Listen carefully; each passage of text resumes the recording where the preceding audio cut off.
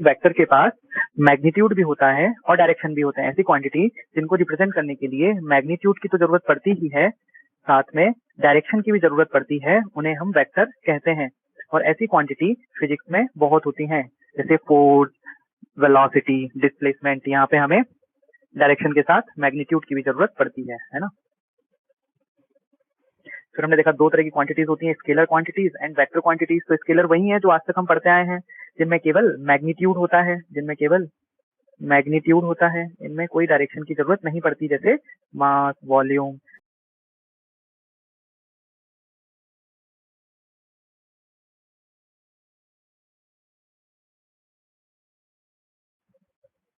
कि वेक्टर को डिनोट कैसे करते हैं, एरो लगा के। ठीक है, अब वेक्टर के रिप्रेजेंटेशन के दो तरीके होते हैं, पिक्टोरियल एंड इक्वेशन। पिक्टोरियल में तो क्या है कि बस एरो लगाओ, जिस डायरेक्शन में वेक्टर है उस डायरेक्शन में एरो लगाओ। एरो कितना लंबा होगा, एरो रिप्रेजेंट करेगा उसके मैग्नीट्यूड को, एरो की लेंथ रिप्रेजेंट करेगी मैग्नीट्यूड को, और उसकी डायरेक्शन रिप्रेजेंट करेगी वेक्टर की डायरेक्शन को। ठीक है, और दूसरा था इक्वेशन फॉर्म। तो ये भी यूज बहुत आता है। इक्वेशन फॉर्म में क्या होता है, बेसिकली हम कि जो भी वेक्टर होता है उसको अलग अलग डायरेक्शन में कंपोनेंट कर देते हैं, कि उसमें एक्स का कितना कंट्रीब्यूशन है, वाई का कितना कंट्रीब्यूशन है, इस तरीके से उनको हम लिखते हैं। यूनिट वेक्टर क्या होते हैं, बेसिकली यूनिट वेक्टर ऐसे वेक्टर होते हैं जिनका मैग्नीट्यूड 1 होता है। जैसे मान लो कोई वेक्टर है ए वेक्टर, इसको हम लिख सकते हैं मैग्नीट्यूड इनटू डायरेक्शन। कोई भी वेक्टर में दो ही चीज होती है, मैग्नीट्यूड होता है और डायरेक्शन होती है। अब अगर मैग्नीट्यूड 1 हो जाए तो क्या बचेगी, केवल डायरेक्शन। तो जो वेक्टर होगा वो कहलाएगा यूनिट वेक्टर। तो यहाँ पे ए वेक्टर के पास क्या बची, केवल डायरेक्शन, तो ये क्या कहलाएगा, ए वेक्टर का यूनिट वेक्टर। और इसको रिप्रेजेंट कैसे करते हैं हम, ए कैप से। तो पढ़ेंगे कैसे, ए कैप का मतलब क्या है, unit vector of A vector, इस तरीके से। यहाँ पे देख लो, वेक्टर का मतलब है मैग्नीट्यूड एंड डायरेक्शन। तो मैग्नीट्यूड को तो कैसे लिखते हैं, ऐसे अगल बगल में मॉड लगा के। डायरेक्शन को कैसे लिखते हैं, कैप में। अब अगर मैग्नीट्यूड हो जाए 1 तो ए वेक्टर क्या बचेगा, ए कैप। ए कैप का मतलब होता है डायरेक्शन ऑफ वेक्टर, ये ध्यान रखें। ए कैप का मतलब होता है डायरेक्शन ऑफ वेक्टर। अब इसको निकालते कैसे हैं, इस तरीके से। अगर हमें कभी यूनिट वेक्टर फाइंड करना हो तो हम कैसे फाइंड करेंगे, जैसे मान लो कोई वेक्टर दे रखा है और उसका बोला यूनिट वेक्टर फाइंड करो, तो क्या करो, उस गिवन वेक्टर को उसके मैग्नीट्यूड से डिवाइड कर दो। जब गिवन वेक्टर को उसके मैग्नीट्यूड से डिवाइड कर देते हैं तो जो आता है वो होता है यूनिट वेक्टर, और उसको हम रिप्रेजेंट करते हैं कैप से, जैसा कि यहाँ आपको दिखाया गया है। ठीक है, इसके क्वेश्चन कैसे करने हैं वो मैं बताऊंगा।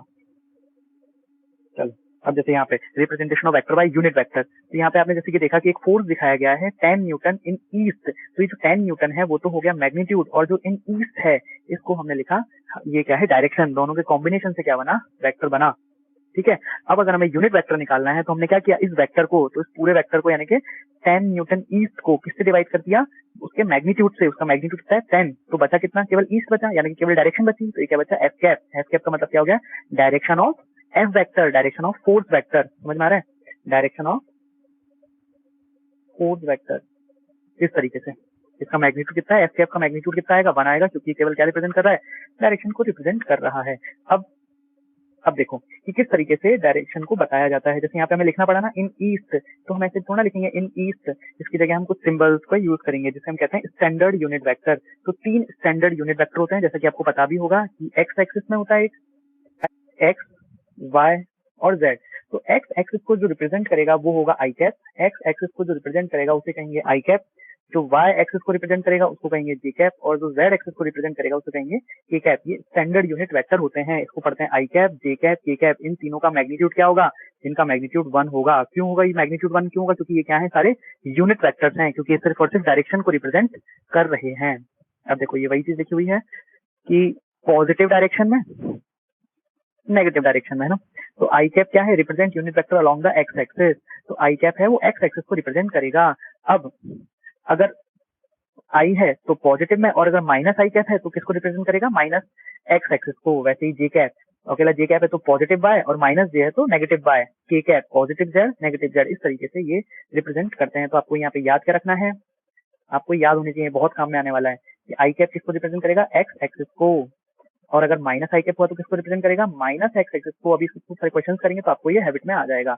चलो ये क्वेश्चन, ये बताओ कि force vector 10 Newton along positive x axis, तो इसको हम किस तरह से लिखेंगे, इक्वेशन फॉर्म में।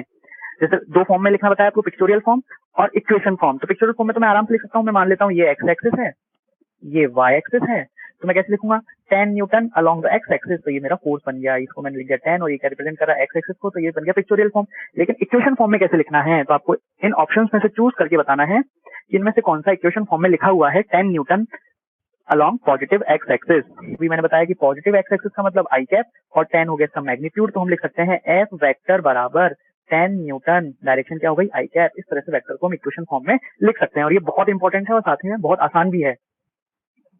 चलिए 10 Newton along negative x axis, 10 Newton along negative x axis, इसको कैसे लिखेंगे, तो एफ वेक्टर बराबर, हाँ 10 न्यूटन, ये तो मैग्नीट्यूड हो गया और यहाँ लिखेंगे माइनस आई कैप क्योंकि नेगेटिव है, तो फाइनली क्या बन गया ये माइनस 10 आई कैप, इस तरीके से माइनस 10 आई कैप। ठीक है, कोई दिक्कत है? अब हम पढ़ेंगे वेक्टर कैलकुलेशन। चलो, तो सबसे पहले पढ़ेंगे addition of vectors when they are in same direction. तो ये आपको आता भी है लेकिन एक बार हम पूरा पढ़ देखेंगे। तो दो वेक्टर सेम डायरेक्शन में हैं तो उनको कैसे ऐड करना है। तो 3 यूनिट्स, अब यूनिट्स का मतलब क्या है, अब फोर्स होता तो यहाँ पे न्यूटन लिख देते, वेलोसिटी होती तो मीटर पर सेकंड लिख देते। तो यूनिट्स क्या है, जनरल वेक्टर। तो ए बी वेक्टर और P Q vector same direction में है, इनको सम करेंगे तो कितना आएगा, बताओ, इनको सम करेंगे तो कितना आएगा। तो दोनों सेम डायरेक्शन में है तो दोनों को सम करेंगे तो कितना आएगा, 8 आएगा, क्योंकि दोनों सेम डायरेक्शन में है। जैसा कि आपने पहले किया था कि अगर कोई ब्लॉक है, इधर भी 3 का फोर्स लगाया, इधर 5 का फोर्स लगाया, फोर्स नहीं कह रहे हम, कुछ भी हो सकता है ये, तो रिजल्टेंट कितना आएगा, 8 आएगा। सेम डायरेक्शन में तो कितना आसान होता है ना। अब मान लो अपोजिट डायरेक्शन में है तो क्या करना है, 3 इधर है 5 इधर है, तो आंसर कितना आएगा, 3 यूनिट वेक्टर इधर लगा हुआ है, 5 यूनिट वेक्टर इधर लगा हुआ है, तो आंसर कितना आएगा, बताओ कितना आएगा, 2 आएगा। ऑब्वियस है 2 ही आंसर आएगा क्योंकि दोनों अपोजिट डायरेक्शन में लगे हैं। ठीक है, और 2 की भी डायरेक्शन होगी, किस तरफ होगी, बड़े वेक्टर की साइड होगी। भाई 3 इधर है 5 इधर है, तो आंसर होगा वो 5 वाली की साइड होगा, और कितना होगा, 2 होगा, ऑब्वियस है ना। चलो अब इसमें बताते हैं, determine the net force in the following cases. 2 questions अलग अलग मैंने आपको दिए हैं। पहला ये वाला, इसको करें पहले, जिसमें 3 फोर्सेज हैं F1 F2 F3। तो मैग्नीट्यूड बताना है नेट फोर्स का और साथ ही डायरेक्शन भी बतानी है नेट फोर्स की। बताइए कैसे लिखेंगे, प्रॉपर लिखना है इक्वेशन की फॉर्म में। जनरली हम इस डायरेक्शन को x लेते हैं, जनरली इस डायरेक्शन को x लेते हैं और इस डायरेक्शन को y लेते हैं। तो देखो कैसे करेंगे, यहाँ पे ये 50 इस 50 से कट जाएगा क्योंकि इनकी डायरेक्शन जस्ट अपोजिट है, तो ये दोनों एक दूसरे को नलिफाई कर देंगे। जो रिजल्टेंट बचेगा वो इधर बचेगा और ये डायरेक्शन किसकी है, माइनस एक्स एक्सिस की। तो रिजल्टेंट फोर्स हम लिख सकते हैं माइनस 20 आई कैप। तो अगर आंसर दें तो मैग्नीट्यूड तो कितना हो गया, मैग्नीट्यूड हो गया 20 और डायरेक्शन क्या हो गई, माइनस आई कैप, और रिटर्न फोर्स हम ऐसे लिख सकते हैं। सेकंड में बताओ, सेकंड में कितना होगा, ऊपर 1200 है नीचे 800 है, तो कौन जीता, ऊपर जीता। तो कितना गया, 1200 में से माइनस 800 तो कितना आया, 400। तो आंसर आया प्लस 400 जे कैप। तो मैग्नीट्यूड कितना हो गया 400 एंड डायरेक्शन कितनी हो गई, जे कैप। बहुत बढ़िया। अब सबसे इंपॉर्टेंट चीज आती है इसमें वेक्टर में कि how to represent 2D vectors in the form of unit vectors. 2D vectors को यूनिट वेक्टर्स के फॉर्म में कैसे रिप्रेजेंट करते हैं, और इसको ही कहते हैं रिजोल्यूशन ऑफ वेक्टर,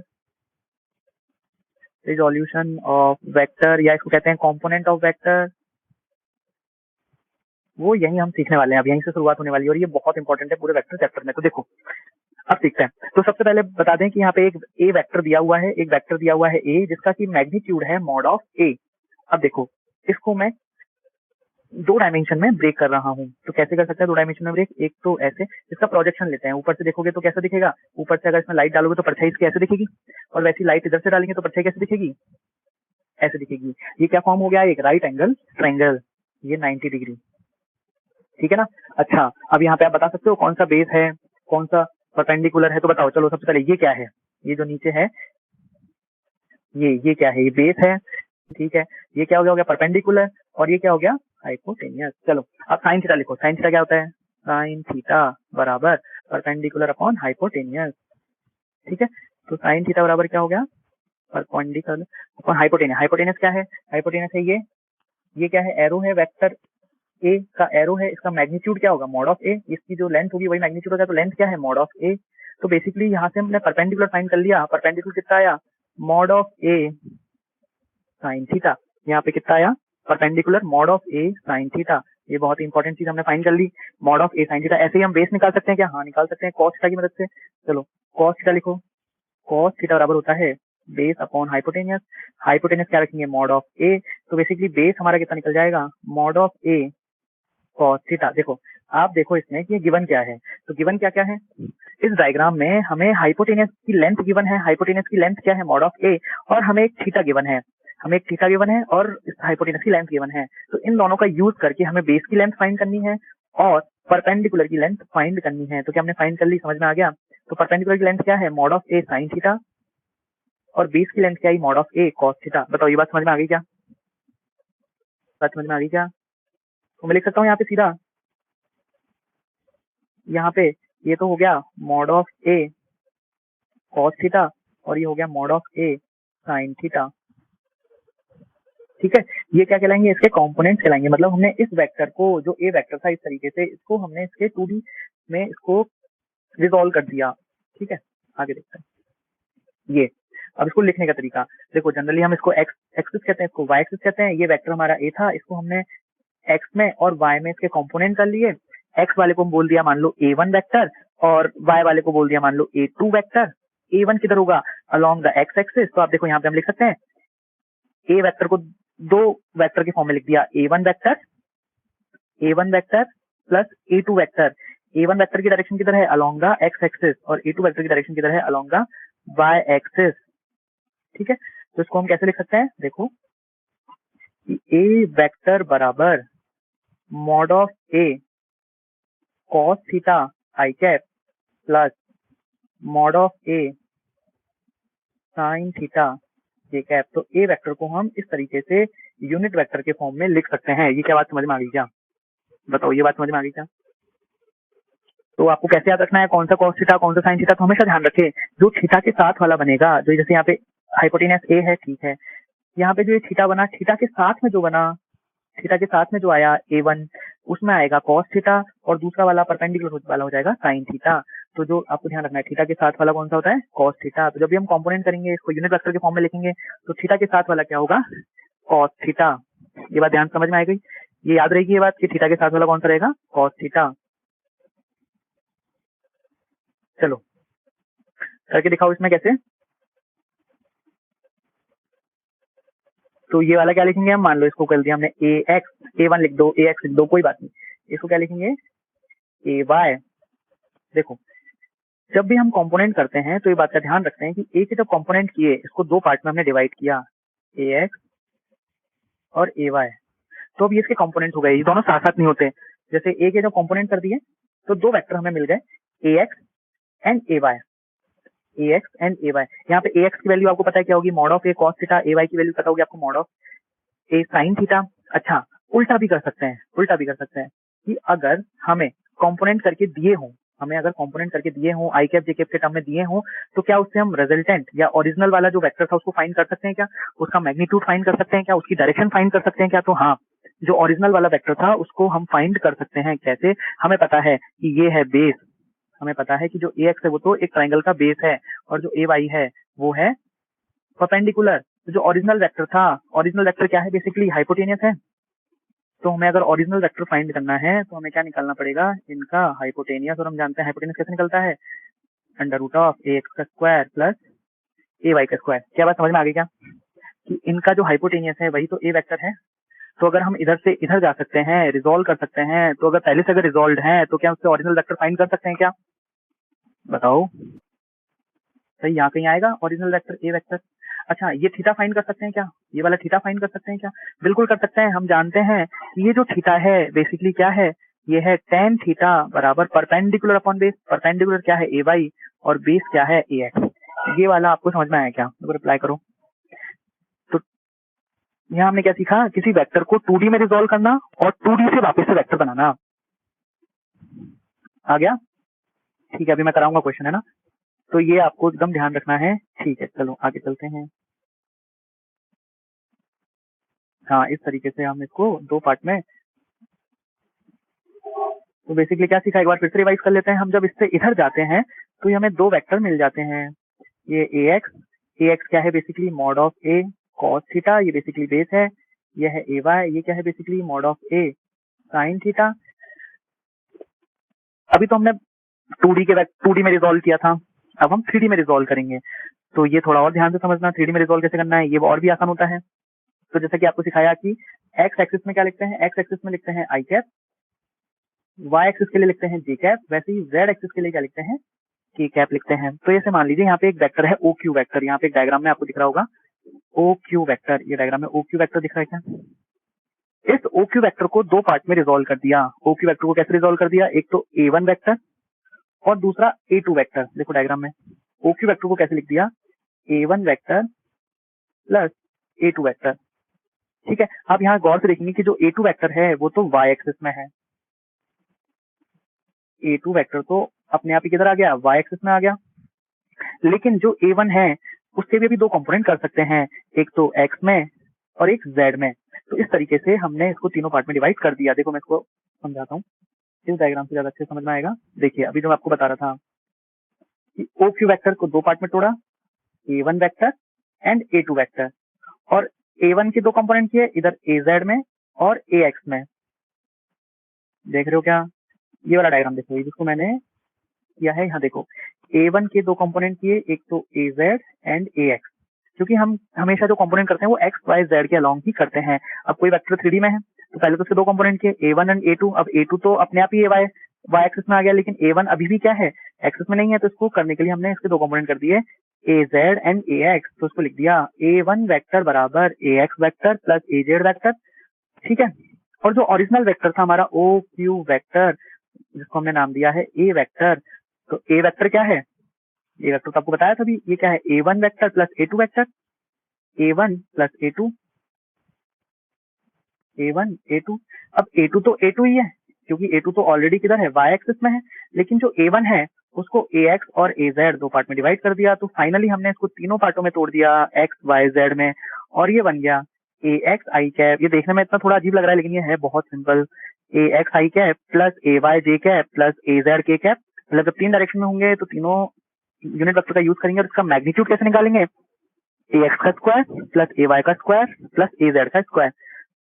बोलो समझ में आया कि नहीं आया, ए एक्स का स्क्वायर ए वाई का स्क्वायर ए जेड। जैसे वहां पे था ना, वहां पे क्या था, पहले क्या था, पहले क्या था भाई बताओ। अभी पहले क्या हो रहा था, यहाँ पे दो थे, यहाँ पे ए वेक्टर को हमने क्या लिखा था, ए x I cap plus a Y J cap, दो ही थे। तो यहाँ पे हमने रिजल्टेंट क्या लिखा, सॉरी मैग्नीट्यूड क्या लिखा था इसका, magnitude under root of x का स्क्वायर प्लस ए वाई का स्क्वायर। यहाँ पे इसका मैग्नीट्यूड लिखा था, सही है। लेकिन अब तीन हो गए, तो इस केस में हमने मैग्नीट्यूड क्या लिखा, एक्स का स्क्वायर प्लस ए वाई का स्क्वायर प्लस ए जेड का स्क्वायर। तो अभी क्वेश्चन करेंगे तभी अच्छे से एकदम क्लियर हो जाएगा। चलो अब क्वेश्चन करते हैं, क्वेश्चन से एकदम क्लियर हो जाने वाला है आपका। Represent these vectors by equation in terms of unit vector. इसको ये किस डायरेक्शन में, देखो मैंने यहाँ पे बनाया हुआ है, कौन सी डायरेक्शन किसको रिप्रेजेंट कर रही है। तो ये एक्स को रिप्रेजेंट कर रहा है, पॉजिटिव एक्स को रिप्रेजेंट कर रहा है, तो इसको क्या लिख देंगे, 10 आई कैप, सिंपल है। इसको क्या लिख देंगे, 5 जे कैप। इसको क्या लिख देंगे, 2 माइनस जे कैप, मतलब क्या हो गया, -2 जे कैप। सही है क्या, कोई दिक्कत। चलो अगर नहीं है तो करके दिखाओ, इनको कैसे लिखेंगे, 5 न्यूटन 8 न्यूटन, ये जो डी है, डी ऑप्शन डी वाला जो क्वेश्चन है, इसको बताओ इसका आंसर क्या आएगा। देखो 8 न्यूटन तो किधर जा रहा है, तो पहले आई वाला देखो, फिर जे वाला देखो, फिर के वाला देखो। तो आई का मतलब है एक्स एक्सिस में, यहाँ पे एक्स एक्सिस में कौन है, 8 न्यूटन। 8 न्यूटन किधर है, पॉजिटिव एक्स एक्सिस में है, बहुत बढ़िया, पॉजिटिव एक्स एक्सिस में है, तो उसको लिखेंगे प्लस 8 आई कैप। और ये किधर है, माइनस जे में, तो लिखेंगे -5 जे कैप। सही है क्या, तो आप एक वेक्टर को लिखना सीख गए। चलो ये वाला बताओ, ये वाला, इसको कैसे लिखेंगे, इसको कैसे लिखेंगे, नीचे वाले को। तो सबसे पहले आई वाला देखो, अरे भाई ये तो अपोजिट डायरेक्शन में देख रहा है, तो लिखेंगे -50 आई कैप। और ये वाई वाला किधर है, प्लस, बिल्कुल सही जवाब दे रहे हैं खुशी उपाध्याय ने, और भी बहुत सारे बच्चे इन्होंने सही जवाब दिया है, 40 जे कैप। और ये जेड में भी प्लस में है, तो प्लस 30 के कैप। चलो ये तो आपने एकदम सही जवाब दिया सभी बच्चों ने। अब मेरे को इसका मैग्नीट्यूड कौन निकाल के दिखाएगा, देखते हैं कैसे किया, कैसे अभी सिखाया था आपको, under root of a x, जो यहाँ लिखा रहे उनका ये है ना, तो 8 का स्क्वायर प्लस 5 का स्क्वायर। अच्छा यहाँ बीच में माइनस हो, देखो यहाँ बीच में माइनस लग रहा है ना, यहाँ बीच में माइनस, तो उससे कोई फर्क नहीं पड़ता, क्योंकि हम जानते हैं पाइथागोरस से कि हाइपोटेनियस तो हमेशा परपेंडिकुलर का स्क्वायर प्लस बेस का स्क्वायर होता है। तो 8 का स्क्वायर प्लस 5 का स्क्वायर, और ये कितना आएगा, 8 का स्क्वायर प्लस 5 का स्क्वायर कितना आ रहा है, 64 प्लस 25, तो कितना हो गया 89। चलिए, जिनने भी आंसर दिया वो सही आंसर, बिल्कुल सही आंसर दिया। अब मेरे को कोई बता पाएगा इसकी डायरेक्शन क्या होगी? जैसे इस वेक्टर को अगर मैं ड्रॉ करूं तो 5 तो है नीचे और 8 है इधर, सही बात है। तो आपने जो रूट 89 आंसर दिया, जो रूट 89 आंसर दिया वो बेसिकली रिजल्टेंट आया, और रिजल्टेंट किस डायरेक्शन में आया? रिजल्टेंट वो आया इस डायरेक्शन में। ये इसका आंसर दिया आपने रूट 89। नहीं, माइनस के कैप नहीं है, ये माइनस के कैप नहीं है, ये एक्स बाय प्लेन है। देखो ये एक्स है, ये वाई है, तो ये कौन सा प्लेन आया? X by plane. हाँ, साउथ ईस्ट बोल सकते हैं इसको। देखो जेड को आपको समझना पड़ेगा, जेड एक्चुअली आपकी स्क्रीन से बाहर निकलने वाला वेक्टर है। वो स्क्रीन से आपके, जैसे आपकी स्क्रीन से वेक्टर बाहर निकल के आएगा, वो हो जाएगा अपना जेड एक्सिस। एक्स वाई जो आप स्क्रीन देख रहे हैं वो एक्स वाई एक्सिस है, एक्स वाई प्लेन है, और एक एक्सिस जो स्क्रीन से बाहर निकल के आएगी वो है जेड एक्सिस। ठीक है, बहुत बढ़िया। तो मुझे बताओ नीचे वाले का मैग्नीट्यूड कितना आएगा? इस वाले का नीचे वाले जो आपने लिखा है ई ऑप्शन में, इसका मैग्नीट्यूड कैसे निकालेंगे? हाँ, बहुत बढ़िया। कैसे करा आपने? ऐसे क्या होगा, 50 का स्क्वायर प्लस 45 का स्क्वायर प्लस 30 का स्क्वायर। अब जो भी आएगा, बच्चों ने जोड़ा भी है, बिल्कुल सही है। चलिए अगला करते हैं। ये तो उसी के आंसर लिखे हुए हैं। ये बताइए, आपको इसमें कुछ नहीं करना है, बस जो इक्वेशन फॉर्म में वेक्टर दिए हुए हैं, इनको आपको पिक्चोरियल फॉर्म में शो करना है, बस डायरेक्शन के साथ ड्रॉ करना है। ये भी बहुत इंपॉर्टेंट चीज है, इसी से फीलिंग आती है वेक्टर की, है ना। चलो ड्रॉ करो, मैं करके दिखाऊं, आप कैसे करोगे ड्रॉ? आप स्क्रीन पर ड्रॉ कर सकते हो क्या? करो, स्क्रीन पर ड्रॉ करो, सारे लोग अपने हाथ से स्क्रीन पर ड्रॉ करो। शाबाश, हाँ सभी अपने अपने जगह ड्रॉ करो, सब दिख जाएगा। और फिर मिटा देना, ड्रॉ करके मिटा देना। बिल्कुल सही है, ये वाला एकदम सही है, ऊपर भी। और बस एक ही बच्चे ने ड्रॉ किया, हाँ शाबाश, ये वाला। क्यों कर रहे हैं ऐसा? हाँ ठीक है, बहुत बढ़िया। चलो मैं समझाऊंगा। अब देखो -12 है तो माइनस इधर की साइड, माइनस आई कैप में है तो माइनस एक्स एक्सिस और 12, सिंपल। ये जे में है तो जे वाला कैसे लिखेंगे? ऊपर 12। बहुत बढ़िया, सही है, शाबाश। चलो अब थोड़ा टफ वाला करते हैं। चलो ये वाला सी वाला करके दिखाओ, सी। करो अपने अपने ड्रॉ स्क्रीन पे, जिसको जहां जगह मिल जाए। वैल्यू भी लिखनी है, वैल्यू भी। शाबाश, इन दो का सही है एकदम, ये सही है, ये सही है। बस वही लोग हैं क्या? ये ऊपर का साइन किसने बनाया है? ये गलत है, जिसने भी ये बनाया है ये गलत है, ऊपर थोड़ा लगेगा। फर्स्ट वाले का ही करना है अभी, मतलब सी वाले का ही करना है, डी स्टार्ट नहीं करना है अभी, जब तक मैंने बोला। ये सही है। चलो, तो कैसे? 2 न्यूटन आई कैप में, तो इधर हो गया 2 और माइनस जे, लेकिन नीचे की तरफ कितना? 10, सिंपल। चलो अब डी वाला।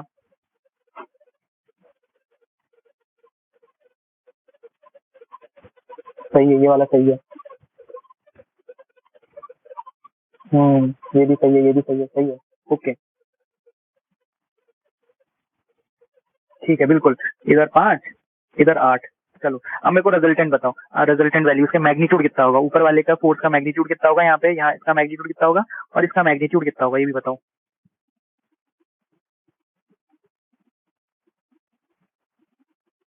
सही है, सही है क्या ये? हाँ, ये जीरो लगाना भूल गए हैं, जीरो आएगा। तो ये कितना आएगा? √4। हाँ सही है, सही है। और नीचे वाले कितना आएगा? 25 प्लस 64 89। ठीक है, ओके, समझ गए ना। और डायरेक्शन भी बता देंगे अपन, ठीक है। अब स्क्रीन पे लिखना बंद करोगे अब, जब मैं बोलूँ तब, है ना।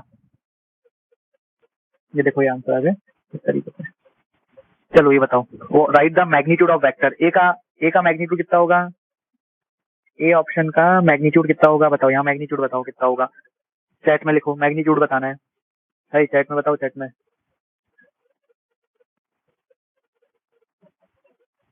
10, शाबाश। इसका होगा 10। बी का बताओ, बी का भाई कैसे होगा? 10 करके देख लो ना। 10 का स्क्वायर प्लस कुछ है ही नहीं, आगे कुछ नहीं है, तो 0 का स्क्वायर अंडर रूट करोगे तो कितना आ जाएगा? 10 ही आ जाएगा, है ना।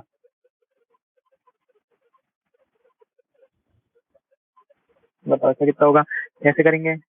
√2 का स्क्वायर प्लस 4 का स्क्वायर, सही है। कितना हो गया? √20, 20 नहीं, √20।